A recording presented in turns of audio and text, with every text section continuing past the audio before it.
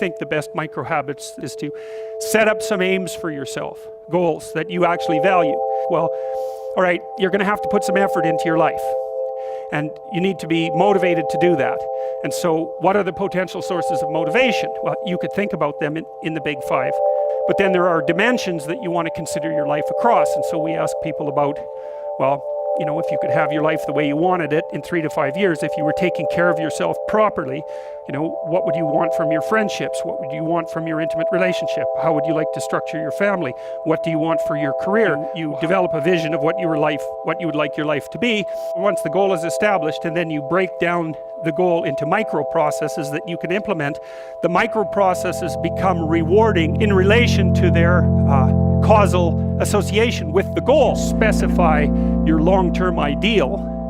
You do that in some sense as a unique individual. You want to specify goals that make you say, oh, if that could happen as a consequence of my efforts, it would clearly be worthwhile. Because the question always is, why do something? Because doing nothing is easy. You just sit there and you don't do anything. That's real easy.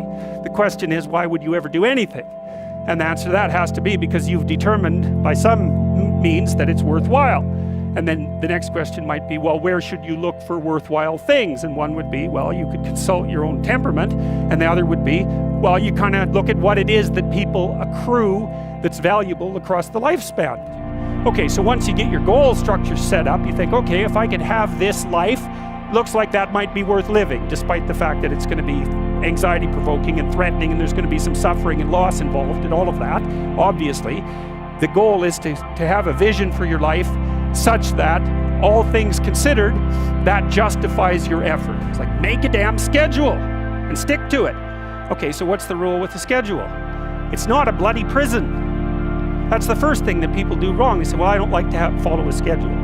It's like, well, what kind of schedule are you setting up? Well, I have to do this, then I have to do this, then I have to do this, you know, and then I just go play video games, because who wants to do all these things that I have to do? It's like, wrong. Set the damn schedule up so that you have the day you want.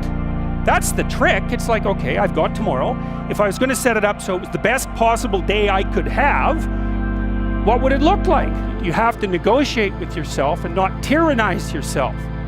Like you're negotiating with someone that you care for, that you would like to be productive and have a good life. And that's how you make the schedule. It's like, and then you look at the day and you think, well, if I had that day, that'd be good. It's like, you're rich.